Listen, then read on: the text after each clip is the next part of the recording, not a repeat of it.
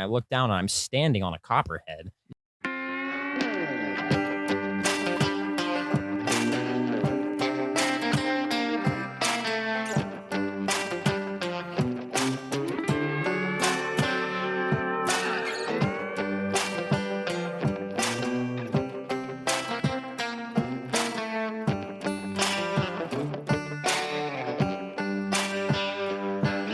What's up, everybody, and welcome to In the Van Podcast. This is episode 9, and I am your host, Zachary Stevenson. I'm here with the co-host, Gage Thompson. What's up, everybody? I hope this is finding you well.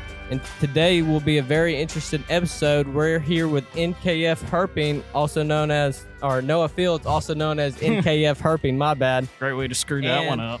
His father, Dave Fields. How are y'all guys doing today? What's up, y'all? Good. How are you? Thanks for having us. Doing great, and thank y'all for coming again. And for the viewers that don't know, this is We our had a little second mishap. test recording. So praise to Noah for being an understanding guy and coming out to actually do a second recording. You're such a good dude, and we appreciate you for that. Yeah, we do. We thank you a lot because I was sitting there editing your episode, right? And I was listening to it back, and I'm like, oh, my Lord. What happened? Oh my God. You know how like you have that little mini freak out when some of your footage doesn't go the right way? Oh, yeah. It's all too familiar. Oh, yeah. And we enjoyed talking to y'all last time, so no issue at all. Well, hopefully Glad we to be can here do again. Well, we're ready for round 2 already. Let's go. All right. Well, start this thing off with the first question. How long, Noah, have you been herping? As long as I can remember, I've been just playing around in the yard looking for snakes as long as I can remember. Some of my earliest memories, like if I sit here and think, as long as I can remember back, it's memories of my dad bringing snakes home for me to see and finding snakes in the garden and showing me and stuff like that. So, Oh, heck yeah. So you learned a lot from your dad. Yep. Heck And yeah.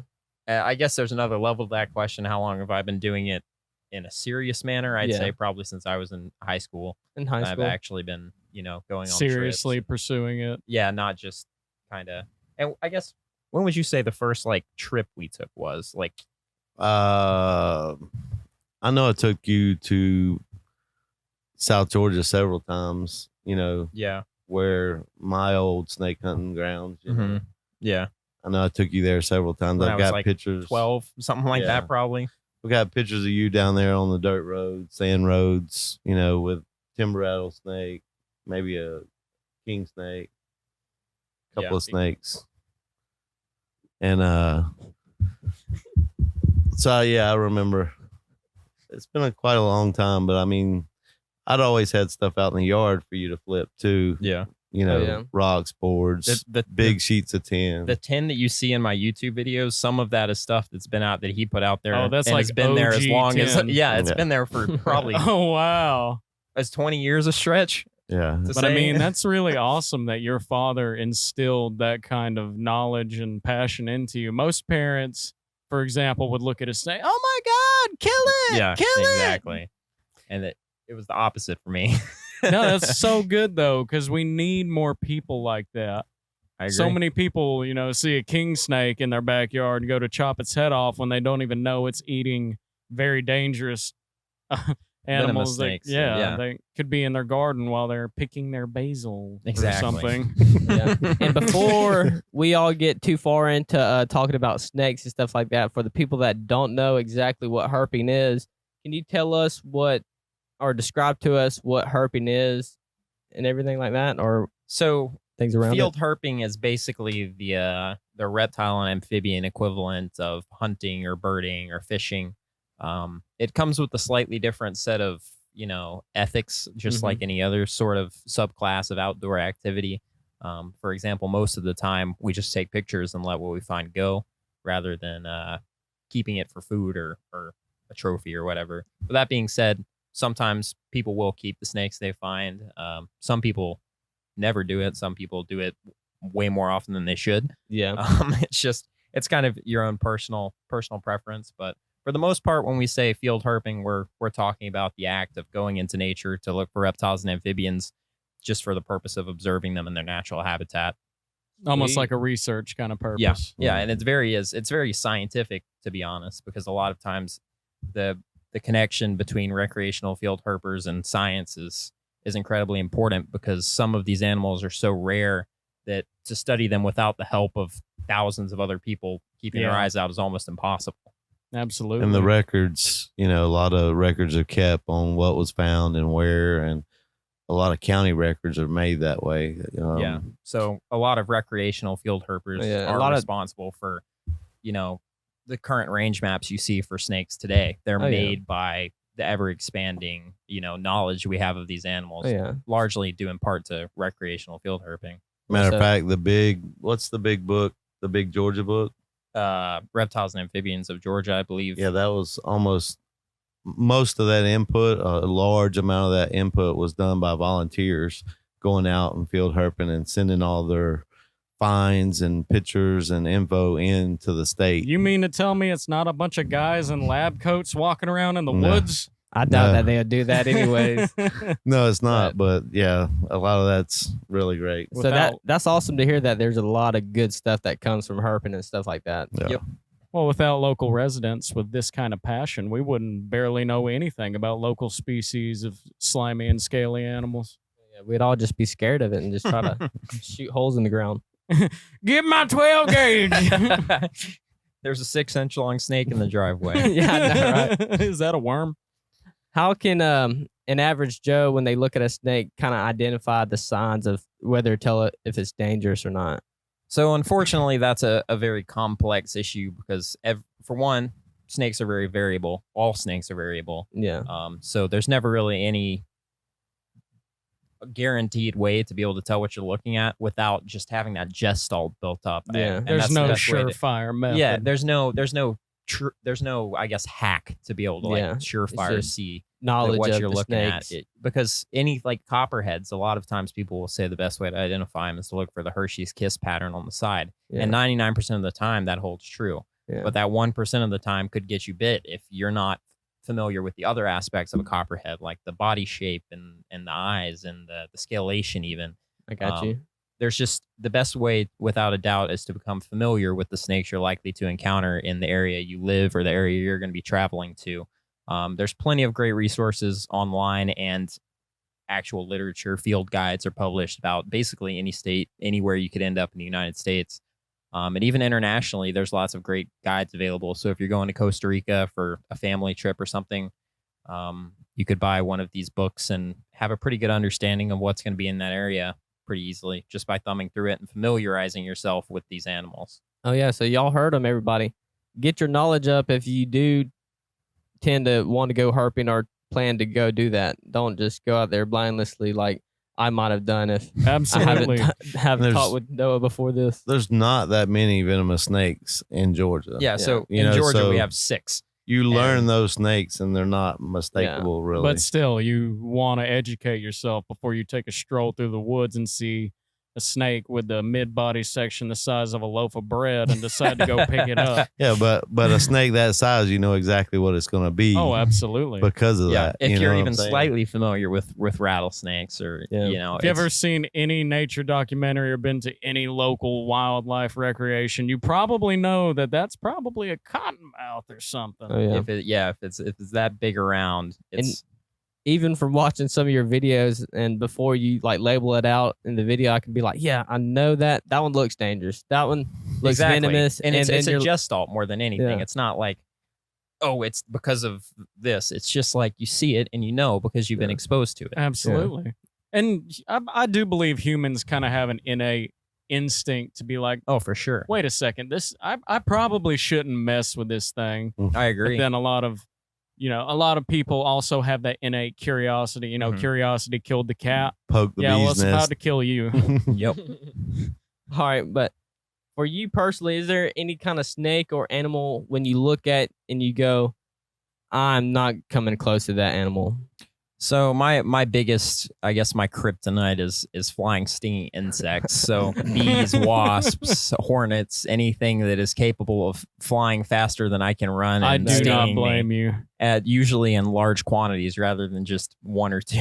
Yeah. That's where nature really starts to lose me with stuff like that. Oh yeah, shoot, that's understandable. But other than that, just anything I'm unfamiliar with, there's got to be a certain amount of caution and respect yeah. if you're going outside an area where there could be something that you're not used to dealing with. Yeah. Definitely. And I could be wrong, but I'm pretty sure I heard or watched a show about how bees, like killer bees, like people. It's a myth that if you go underwater, you're like safe from the bees and they'll fly off. But no, the bees like swarm there waiting for you to come up. They and know. then sting I've you. I've Yeah. heard that before. If I'm not mistaken, that is true. They will swarm above the water, waiting for you to poke your head back up. It would not surprise me. I'm not super familiar with like the science of bees, but That's what horseflies do in the swimming pool, yeah, right? they'll wait Yeah. for you. Yeah, We've They all just had sit there and that. wait for you. Yeah. We've all had that one instance. We've got a cold drink in hand, and there's just that. Zzz.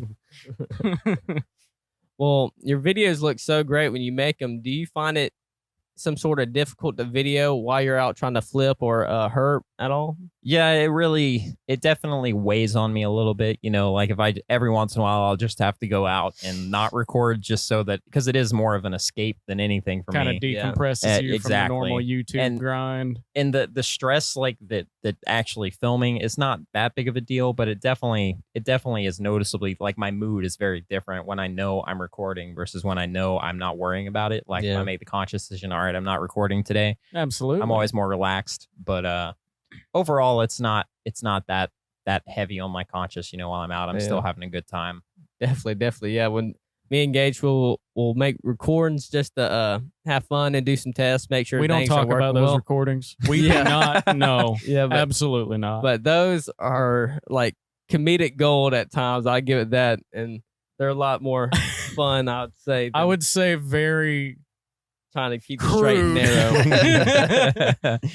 But yeah, But they I are can totally fun. understand that. Yeah. Yeah. How long have you been making herping vlogs? So my YouTube channel was created in 2011, and there's a lot of, I guess, quote unquote, lost tapes on there of like Okay. phases where I kind of started to try to make YouTube videos, but I was, 13 and didn't really know what I was doing. So there's some of my older videos on there are, I mean, I guess you could call them herping vlogs, but they're Yeah. very loose definitions of that. Definitely. But you also get to look back on that one day and be like, "Oh Exactly. man, that's awesome to go see my Exactly. what My is first it, my attempt at a yeah, YouTube like video. my air quote my legacy Yeah. almost." The Yeah. small stepping stones. So I guess 2011 was when I kind of started dabbling in it a little bit, but I didn't really get serious about it until 2019. Actually, January 1st of 2019 was when I filmed my first herping vlog and decided, yeah, I want to try it. I want to give this a shot and see if I can apply it to my, my content and maybe make something of it. And And here you are now.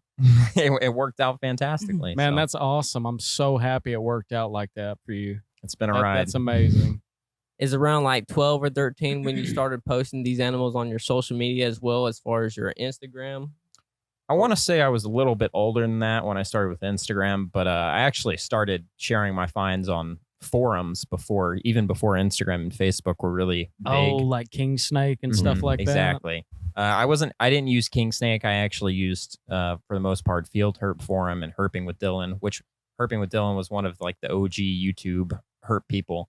And he had a forum that was like separate from his content where it was just It's a just place a for people to community of share. lovers Exactly. to Oh, yeah. share their did experience. you- Exactly. Did you start posting and making the videos just for the fun of it, or did you feel like it would be very informative for people? It was mostly just for the fun of it, just share what I'm finding and stuff. And then it was later when I realized, that I had quite an audience that I kind of started to be like, all right, well, maybe I can help educate people. Oh, yeah. And you definitely do that because I feel a lot smarter about snakes after watching your videos. I'll tell you that. Education is extremely important in this world, the herpetologist world. It's a very unfamiliar my mind thing blanked. for a lot of people. Yeah, It's exactly. That's what I was trying to get it's at. a like, learning curve, I guess. If- most people don't actively seek that kind of thing because Yeah. most people have an innate fear of those type of animals. Exactly. And if even the people that don't, if you're not watching herping videos or if you're not familiar with the community, I guess it's very, very, very strange, I guess, coming from the outside. I mean, I never really had to do that because it was always kind of ingrained in me but I could completely understand how like someone who doesn't watch herping videos or doesn't know anything about snakes could see this, like what's happening in my videos and just Why what's is he wrong doing with you? this? He has a whole lot of followers that do not like snakes, but they Mhm. love watching his videos. I'd say the vast majority of my YouTube supporters are not snake people. They're just Yeah. regular people who That think makes it's cool. total sense, though. I'm not a spider guy by any means. It's kind of what you just said leads off into a point I have. Yeah. I'm not a spider guy by any means, but there's a YouTuber called Exotic Slayer that houses tons of different tarantulas. And personally, I'm terrified of them, but I absolutely get a kick out of watching him deal with these creatures. Yeah. Yeah. I completely understand, because even when, just anytime I'm browsing the internet, I'll like get a glimpse into one of these weird niche communities, and it's like, that's interesting. And then next thing I know, I've been thumbing through the guy's videos on Instagram for an hour and a half. Where does the time go, Exactly. right? Yeah, I was about to say I was definitely not a snake guy before watching your videos, and it really has sparked my curiosity to kind of want to see more of the fun side of going out and finding snakes. Because before I just had the sense of like, oh, this is a snake, it's bad, just try to stay away from it. Yeah. But you definitely shed a light on how cool these snakes can be and the different variants of different species of snakes and stuff like that, and that's really cool to me. And because of your knowledge of reptiles and amphibians, do you ever like watch a movie or show and say to yourself, that's not true, or that's off the beaten path of what's really going on? For sure. And there's plenty to put it lightly, the portrayal of reptiles and amphibians in popular culture and media has been Very skewed. slanderous I mean, that's putting it lightly. Yeah. It's been nothing but like an embarrassing misrepresentation of what these animals really are, for the sake of profit. And that still continues to happen to this day. You have people on YouTube and people in the, just in Hollywood that villainize these animals for profit and make them look like something they're not, because scaring people gets views. Yeah, because naturally Absolutely. people are scared. So if you exploit that, then people Exactly. That's the thing in the Fear brain sells. that people don't even know, that when you watch something that you're scared of, people may ask like, why are you watching that? And same thing with the news. Why do people, or a whole bunch of people, watch the news? Is because it they're makes you trying to feel figure out how something. to survive, and that's the survival Yep. mentality to your brain. So that's the tactic that the media's coming out to scare you guys. So be on the lookout for that. That's how you know Zach's making a serious point. Yeah. He looks over at the camera. When he talks funny and looks dead at you, all wide-eyed. Yeah. Look into my deep blue eyes. That kind of gets on to our next question. How do you feel about snakes being seen as evil or something that should be feared? I think it's just, a lot of times it's not malicious. It's just fear, and people fear what they don't understand. It's that Exactly. The simple. fear I of like the that. unknown. Mhm. I like that quote. People have reptiles and amphibians as house pets. Do you have any pets growing up? Yeah, I've ever since I can remember, we've had some sort of snakes in the household and other animals, and it's just always been.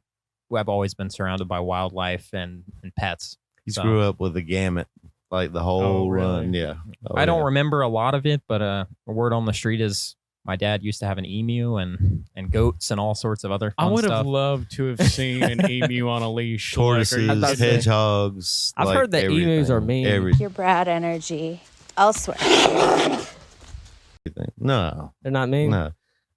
My emu used to follow like the potbelly pig around all the time. They Okay. were like twins. I do Oh. remember the potbelly pig. That was like the Unlikely last animal man friends. standing when I was. Yeah.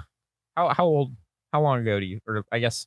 I have a video of your mother pregnant with you when our two excuse you. me pit bulls were running around playing with a baby deer in the yard. So I mean, you were born right Yeah. during that. We've always had, the emu was probably, we had the emu then too. Yeah. So when you were born, I just don't we had remember the emu. I remember Yeah, the pig. Sorry.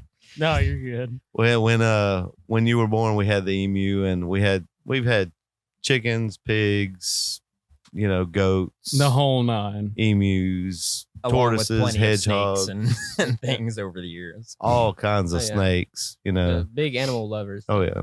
That's awesome. We need more. There were people more like snakes that. in my house then than there has been since. Yeah, Okay. I don't when, remember that. when the kids time. come along. I didn't have time to clean all these cages Yeah. and Yeah. do I was all about to this say, stuff. what made you know, kind of have to Yeah. hold back from getting so many of them?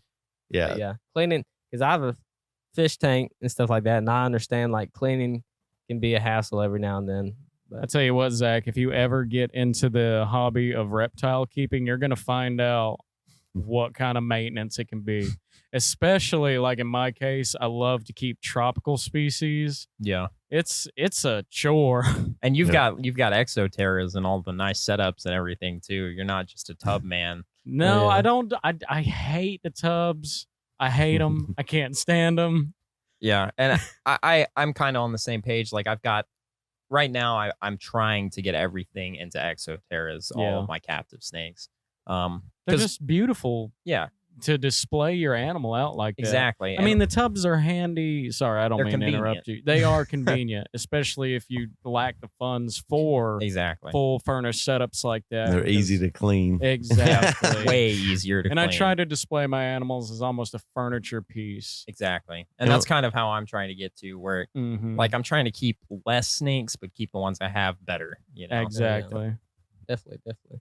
What kind of or what's the kind of cleaning regimen you'd have to take to clean a exoterrace or whatever kind of terrarium really good for a snake? Like, so a lot of my snakes that are in exoterras I have in naturalistic setups with like I'm trying to replicate a natural decomposition environment in there. Okay. So there's Like a bioactive Mhm. setup. so there's isopods and that Springtails. clean up the poop for the most part. okay, so And- other like organisms and stuff Yeah, like that. so really the only time I mess with those cages is if things start to get imbalanced and they Yeah. start to stink, which never really happens. I mean, it self-regulates pretty well. I've got a lot of friends that do the same thing and have kind of taught me the ways of trying to get this self-sustaining setup going so I don't have to clean it as much. Yeah. And for all of you that don't know what isopods are, what are they? Roly-polies. There you That's go. your colloquial That's No, an I old was- Southern term. Yeah. I was for- wondering the whole time, Yeah. like, what are isopods? But Yeah. I don't think I've ever seen a roly-poly Go since I was a kid. Honestly, Go So- flip over any rock anywhere, you're probably going to see isopods. Yeah. Exactly.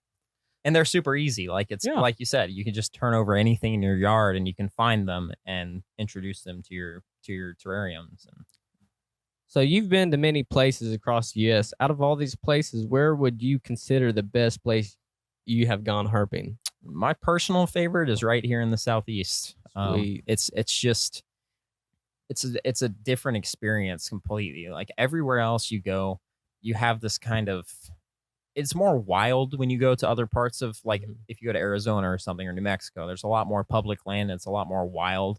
But just something about like digging around old barns in the middle of nowhere in the southeast and finding fistfuls of snakes is Oh, just yeah. the most fun thing in the world for me. So That's awesome. What's kind of some crazy experiences you'll find in other places that you will go herping for in like other country or not country but other states and just stuff other like that? areas, Yeah. stuff that might surprise people out here. Oh yeah. I guess the biggest thing that I can attest to is some of the crazy stuff that happens along the U.S. border with Yeah. Mexico and West Texas. Oh yeah. Tell us about that. Well, for one, you have this weird law enforcement presence from Border Patrol that you don't have to deal with that anywhere else you're herping in the U.S. Yeah. So you don't really have like a big brother watching you Oh, yeah. most of the time. But when you're on the border, you have like you never know when you're being watched through binoculars or through security Yeah. It cameras. kind of gives you that unease Mhm. to And when Noah first went out west, he drove an Astro van. oh yeah, Oh, So an Astro van on the border oh, that didn't look is very like a good. big target with an going down the out-of-state road. plate. Yeah. Oh yeah. I got pulled over 7 times in one day in Oh, West dang. Texas in that van. Oof. It- What was your excuse? I didn't have an excuse. What was He their told him excuse? he Is the told good him what he question. was doing. yeah. I mean, I Hi, I'm here to dig up reptiles. and I wasn't even herping when that happened. I was Oh, just really? Yeah, I was just driving around, living my everyday life basically. But in the converse of that, you have the actual immigration and the drug smuggling and all that does Yeah. happen. The ugly side of what really happens on the border. Yeah. And I've had plenty of encounters with that too. I've had immigrants try to jump in my car when I stop to get out to shine a rock cut. And Oh. I've found suspicious things in miles from anywhere in the desert. It's just it's a very alien experience for anyone who's never lived in that area. He found black duffel bags out in the middle of the desert Oh, that weren't there Lord. the time before when he was there. Yeah. Oh yeah. There's always, anytime you're walking on the side of the road out there, you're finding burner phones and Oh yeah. suspicious packages. It's just Yeah. it's a wild thing. Very different from the rest of It the sounds like a US. very risky thing to do to try to go out there herping in that kind of area because I mean, like you said, you never know what's going to happen with Yeah. everything that goes out there. And for sure, there's definitely some danger to it because, like you said, you never know who you're going to run into. But for the most part, the immigrants don't want anything to do with you. I think the example where I had them trying to get in my car was a mistaken identity. I think they thought I was their coyote or something. And, Yeah. and I just it was completely unlucky to pull off at the wrong place at the wrong time. Oh yeah. What'd you Like say this is the to guy. him? This is the guy. Go go go. Well, they jumped in his car. There was 3 Yeah. that jumped in the car when he stopped. There were at least 4 total. Oh dang. And What- one of them got completely in the car, and we're screaming no, no, no, no, no, and trying to get him to get out of the car, and it's just they give you a lot of trouble trying to get out Well, the car. the one of the ladies wouldn't get out of the car, so the guy who was riding with me pushed her out of the car Yeah. because I just went into fight or flight because Yeah. I didn't know what was It was a happening. panic moment. Yeah, like, and- what I mean, do you do and- when a bunch of people hop in your car? And in hindsight, I feel bad for him, but I mean, I mean, they tried to get in my car. I'm in the middle of the desert, in the middle of nowhere, and there are people forcibly entering my car. Oh yeah. So I've floored the car. The lady, we were able to get her out of the car. We floored the car and just dipped. Yeah, because So- like if Border Patrol came up on y'all at that point, I mean the scene's already weird. Exactly. It's If everywhere. they saw It that looks happening and we're crazy. we're Yeah. actually like just trying to talk to them and be cordial with them. Oh yeah. There's no telling Yeah, that how might Border not Patrol be- might have interpreted Yeah. it. Like yeah. Everybody says they're not guilty. Get in the bag. yeah, Yeah. for real. Yeah. It's an Tell it to interesting the experience judge. for sure. That was a crazy experience. Do you have any more like crazy experiences that you can share Well, with everybody? Even here in the Southeast, especially here in the Southeast, in some areas, you Oh, never yeah. know what you're No. gonna. You never know what you're gonna encounter. Yeah. And we've had, our fair share of crazy rednecks following us around, and you never know what kind of things you're gonna find in these abandoned properties. Yeah. I've seen some really sketchy stuff in old abandoned houses, and We have a video of him being attacked by a woman with a wiffle ball bat Oh my god. in Peachtree City in the swamp. yeah. Yeah. So What? not even in the middle of nowhere, like That's just- say- She In was Peachtree accusing City? him of hunting deer How do you Hunting. wait? and, Hunting a deer with a and camera? setting naturalistic traps in the woods. she thought we were like setting up like I guess Caveman. caveman traps for deer. deer. Like Yeah. a stone propped up on a stick with like some corn or something. And you like turn around and talk to your dad. And you're like, oh, okay, okay. She was like, "I'm not stupid. I know what you're doing out here." Evidently not. But okay. That is definitely one of the weirdest things that's ever happened to me. That experience with the lady, because she had this really crazy thick German accent, and she was just like she was screaming at us like She actually swung the bat at him, and he caught it. That's when he found out we was thought it was a real wiffle ball bat. We didn't Yeah. know it. Like it was, Oh, and your reaction just kicked in and you caught it. And that's Yeah. when you realized, wait a and second. it crumpled in my hand. I was like, "What?" Are you He gonna do yanked with it out of that? her hand. You're about to kill me with a wiffle ball bat? Give me that thing. Get out of here. Yeah, and it's like this little tiny like skinny lady, like, and it was me, him, and Greg, who's another grown man, and she's just out there ready to throw hands with us about something we're not even doing on I- public property. I can imagine that the German accent and her being angry made it a little Well, off-putting. the guy that was with us said, "Is that a German accent?" And she started cussing she him got, out like- because he said that. she even. flipped Oh. on it. Oh, she was very offended by Oh yeah. that. Oh yeah. Wow. That seems wild. No offense to any German listeners out there. Oh, yeah. Yes. I feel like most German people are not going to attack me in the swamp, just to clear the air on that. And it was an isolated incident there. There could be more. So talking about experiences, is there any other like cool things that you've seen out other than like cool snakes or really cool phenomenon with snakes that you have witnessed? So this is Cool. actually a really good time for this, because at the time of our last recording, this hadn't even happened yet. But Okay. last week, me and Caitlin took a trip up to the North Georgia mountains and rented a cabin and spent the weekend looking for snakes. And first thing in the morning, we got up, like 7 a.m. The sun had just come up, and we're driving out to where we're going to look for snakes. And I see this really weird looking dog hanging out in the campsite that we're driving by. Oh, yeah. It turns out it was a black bear. It was the first one I'd ever seen in Georgia. Oh, wow. That's wild. Yeah, so we saw that bear that was just hanging out in some guy's campsite. We were kind of on the fence about, like, should we try to scare this thing off because he's going to get into trouble? Yeah. But eventually it just made its way, out of the campsite and up the hill. Yeah. And we kept driving. And then, 10 minutes later, there's another bear out the window.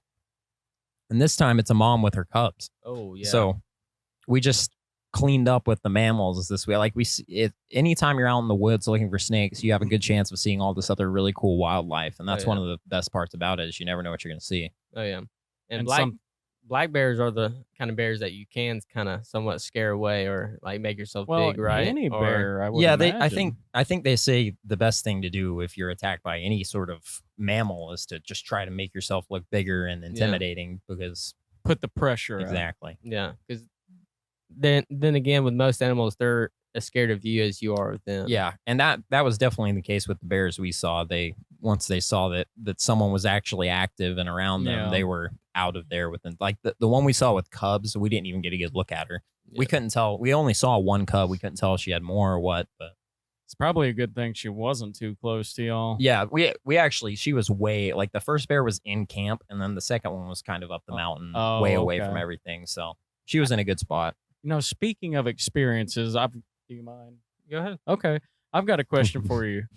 I know you deal a lot with venomous snakes and stuff Yep. like that. What is the closest oh crap moment you've ever had with a animal that could kill you? So that's a pretty easy one because I've only ever really had one close call with a venomous snake. I tend to be pretty hands off and I don't push my luck. But one time I was walking around in Alabama usually I wear sandals and just watch where I step. Mhm. But this time I was walking along a rock face. And I was looking up, shining the rock face, looking for salamanders, and I felt a prick. Like I felt like I stepped on it or got stung by a yellow jacket or something. I looked down and I'm standing on a copperhead. Oh, And so I received a dry bite from the copperhead. I didn't I didn't man. receive any venom, and that's quite common. Like a lot of times, if you just spook a snake and you get an instinctive bite like a like warning bite that, almost. I want to say it's something like 30% of bites are dry bites. Don't quote me on that, but I mean it's a surprisingly large amount of bites that happen in the U.S. that you don't even receive any venom from the venomous snake. Enough So to scare the daylights out of you. yeah, though. definitely enough to scare you. Just like anytime you're walking along and you look down and you realize you're that close to a venomous snake without Knowing seeing it was there. Yeah, it'll scare anyone, even people who actively do that. Absolutely. So, and I've had plenty of times where I've just kind of stepped over something and like, ooh, that was close. So, Oh yeah, Mhm. definitely.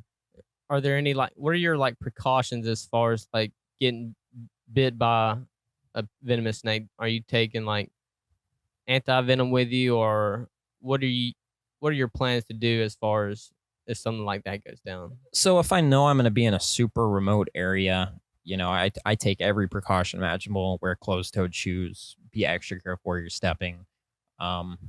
But generally, if I'm in an area I'm more comfortable in, I know there's not a lot of venomous snakes, I'll, loosen up about stuff like that. Oh, But I've never really had to, figure that out yet. So Oh yeah. my Hopefully go-to, you won't. yeah, and obviously, and maybe this isn't obvious for some people, but the first thing you should do if you ever get bit by a snake and don't know what it is go to the hospital and make sure you have evidence of the snake that bit you so that an identification can be made. So Yeah. that would be my first thing to do is to make sure I have a photo of the snake so that I can prove, What hey, kind of- I know what bit me. Yeah. And Yeah, because they have to know what kind, the Of specific anti-venom. anti-venom to give you. for most snake bites in the U.S., it's all treated the same because almost all of our dangerously venomous snakes have very similar venom. The hemotoxin of a rattlesnake. Yeah, so for the most part, you're going to be getting these hemotoxic venoms. What's a hemotoxic venom like? It's just, and this is not my area of expertise at all, Okay. so I don't want to ramble too much about something I'm not confident on. But roughly hemotoxic is the flesh melting, Okay. the Attacks hemorrhaging. the blood and Mhm. stuff. Oh, okay. And then neurotoxins are what you see in coral snakes and elapids, which we don't have a lot of here in the U.S. We do have, Okay. a couple species of coral snakes, but that venom attacks your nervous system. Oh, okay. So that's the basic idea of it. And as exposed to nature and animals as you are, have you ever rescued or helped a snake or animal or anything like that? So occasionally when I'm out driving around, I'll see like stuff that's been injured by cars. And when that happens, I try to help them in any way I can. A lot of times, unfortunately, that means euthanizing things Yeah. that are just, That's they're- better than suffering. Exactly. though. They're He has ran to over put a lot of things out of their misery when they're more gonna often run over than and- not. Oh, you yeah. know, because there's so many of these snakes are just run over and midway through their body, and that doesn't kill them instantly. So they're just Yeah. sitting there with Like- suffering essentially. Yeah. So Open wounds and curling up and stuff exactly like that. So I have to do a lot of that, and it's never fun, but it's better than yeah. So knowing that it's snake's a- sitting there suffering. And I've had times where I found stuff like hawks that are injured, and it's very illegal to interact with any sort of birds that Yeah. aren't game birds. Bird so of prey. you Yeah. have to, and in situations like that, the best thing you can do is call game warden or a rehabber, and I've done that a couple times as well. And then I have had a few snakes that have been hit by cars that end up pulling through. I'll bring them home and just hold them for a day or two and see if they look like they're going to survive. Offer them water and maybe food, Yeah. and then just take them back if they're looking like they're going to make it. Okay. Well, that's awesome, man. That's awesome. I love that. All right. And well, I'm going to ask you a snake question. If snakes went to war, which snake do you think would come out on top? So I guess that kind of depends on where you're at. If you're talking worldwide, or if you're talking World War S. the snake world war would almost certainly be won by the king cobra. They're 18-foot long venomous snakes. They're almost as big as They the eat other biggest snakes. non-venomous snakes. In You the know, I world. was actually so surprised. Like on our previous recording that got a little mashed up when you said Yeah. that a king cobra will get to 18 feet long. They're- I knew they were big. They're but unfathomably I was big. like, "Hey, what? This They're thing's as big as a monstrous. Burmese python? They're Are you kidding me?" unfathomable. And they eat big. other snakes. Yeah. What about an anaconda? Like, it'll get. Will an anaconda get bigger or just as big? Well, they're with- heavier too. Yeah, they will get a little bit bigger than that. I'm not exactly sure about the max lengths of a lot of I these think snakes. they have but records of an anaconda reaching upwards of 28 feet. Yeah, Oh, yeah. something 29 like feet. that. for sure. Anacondas, reticulated pythons, they both get massive. But they don't eat other snakes. So Yeah, true. and they're Yeah. not venomous. Yeah, and so- they can't carry weapons or nothing like that. So they they can't really kill have, 10 elephants with one bite, you know? That sounds like some Rick and Morty crap. yeah. yeah. the battle of the snakes. Yeah. Snakes versus elephants. So you said something about like the bite of a king cobra can kill. I've heard there's enough venom in one bite that it's potentially could kill 10 elephants. You don't want to get Dang. bit by a king Yeah. cobra. That's Not only wild. are they and that's big, a lot but of venom they're- when you're talking about a head that's this big. Yeah, They're I'd say just that's like why the- they have the skirts on their neck, right? Well, no. Is that- or is that- Oh, you mean You're the thinking hood? of- That's more in like the pit vipers. They Oh, have the okay, big okay. swell, Yeah, yeah. swole venom glands on Yeah. the sides of their I got necks. you. where that arrow-shaped head comes from. Cobras don't really have that. They look almost like something you could find here. I mean, Yeah. if you get a big king cobra, they do. You can see the venom glands. I Yeah, mean, they're just not big. as pronounced, but it's not like quite as a- dramatic like as a in gaboon vipers. viper Exactly. would be. Yeah. That's a scary looking snake. It there. is. King cobras are the fangs on full those package guys. though, because they're so big and they're so intelligent. I mean, they're the full package. And they're not constrictors. You know, they use jaw pressure and that venom to kill. So Mhm. they just bite and start eating. They just Like, kind of You know, they don't even. They don't eat whole. Oh yeah, they just eat it whole. They bite and then they start chewing and swallowing it down. There's no waiting involved, like waiting for it to stop Yeah. breathing. They just go Oh yeah. and start eating. Oh, it. look at that. Yeah. All right, as we're getting to our closing, we're gonna ask you a few more questions. So, reading your comments, we've seen how you positively impacted your viewers, and how does it feel that you affected people's lives to make their day better just by doing what you love? It's awesome. It's it's something that I think everyone dreams of being able to do what they love and make a positive impact at the same time. So and do that as a full-time job. Exactly. It just Did you ever expect it would get to that point when you first started? it's hard to say. Like I've always kind of been, you know, set on my own path of trying to figure out how I can do exactly what I want to do for a living. Oh yeah. And you know, I've been through a million different cycles of trying different things that didn't work and things that I didn't really enjoy. And yeah, it got to the point where I was like, all right, well, let's try this YouTube thing again, and it worked, and hopefully it'll continue to work. It's the dream. So that's the thing. Like with taking the step to do it, you beat more than half of the people in the world by actually taking the step towards doing something. That was like the hardest part by far, was actually, because I told you I started my channel in 2011 and didn't really do anything with it until 2019. So starting is the hardest part for sure. Oh yeah, and just keeping up with it, and if you do have a passion for it, one day you'll eventually find a way to make money out of it and be successful in what you love to do. So, and I heard that all the time growing up. But you never quite believe it until it actually happens. You don't believe it. But then you look back where you, like you said, where you began, and you're like, wow, I can't believe I've come so far. Exactly. Yeah. It's hard to believe for sure. Oh yeah, and every day nowadays people are always wanting that instant gratification. They don't really know how to put hard work into something and see the outer outcomes of something like that. And it was very much so not an instant gratification thing with YouTube. Because I spent a whole year, closer to 2 years, working a full-time job and doing YouTube to get to where I could actually, you know, do this as my occupation. And that was, looking back, that's always going to be the hard. Hopefully, that'll be the hardest I've ever had to work in my life, and hopefully it stays like that. But I look back at that time as like, you know, it was all worth it, right? Yeah, it was completely worth it. It was entirely worth it. It was worth all the struggling, all of the hard work, all the sleepless nights. So if you're working hard at something, it pays off. Definitely. And you've gotten people interested in herping. So for the newbies out there, is there any advice you would give people that want to go start doing that? So I think the biggest advice I could give anyone is to just make sure you're doing it for the right reasons, and make sure you're being responsible about it, because it is potentially very dangerous. There's potential real life consequences to your actions interacting with these animals. Not only for you, but for the animals. You have to take into account that some snakes, if you go and mess with them over and over again, it's going to actually mess with their behavior. And that is the biggest thing. I don't want people to come into this hobby and do the opposite of what we want to happen. Oh yeah. Don't run around in the woods like Steve Irwin.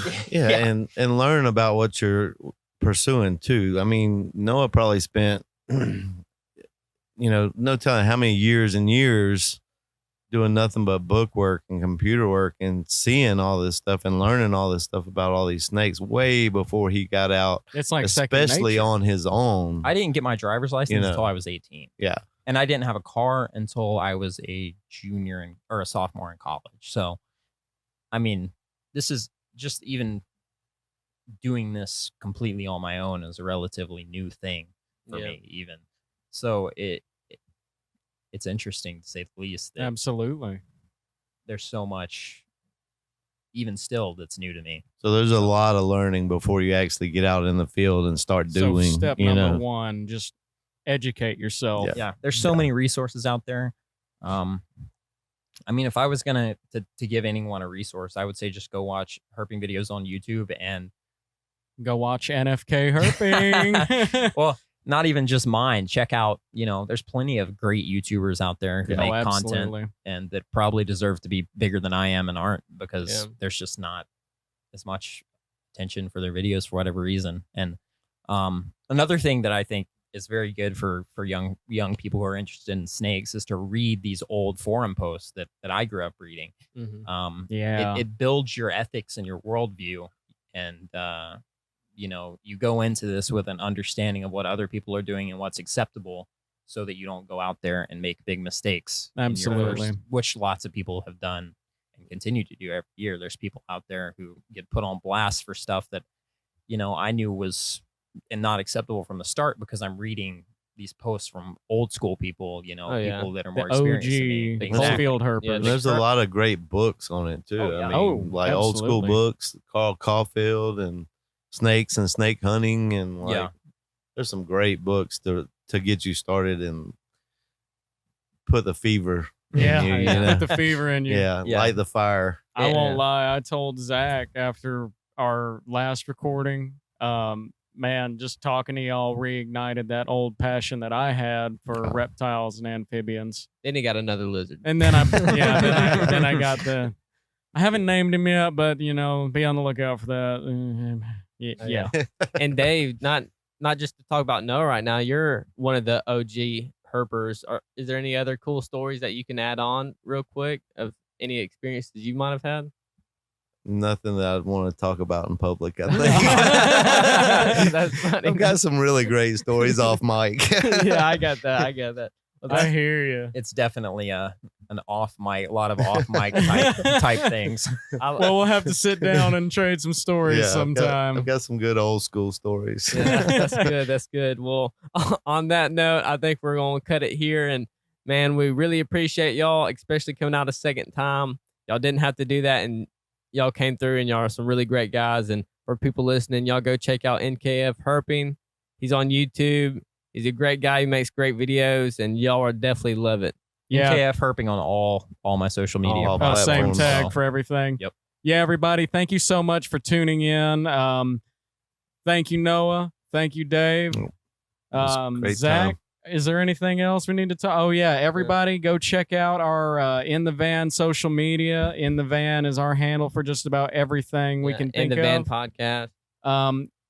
Little news, we do have a Patreon account set up, y'all. So if you feel like donating, Yeah. by no means don't feel like y'all have to. They We're got gonna some keep pretty cool merch too. Oh yeah, Oh, we yeah, I do got some appreciate merch that, out. Oh, yeah. And also, if you do like listening to us, please remember to like, share it, leave a review. That'll help us out with our algorithms to get us out there and reach more people. And again, we appreciate y'all, and have a good one, everybody. Peace out from me. All right, take it easy, everybody. Thank you.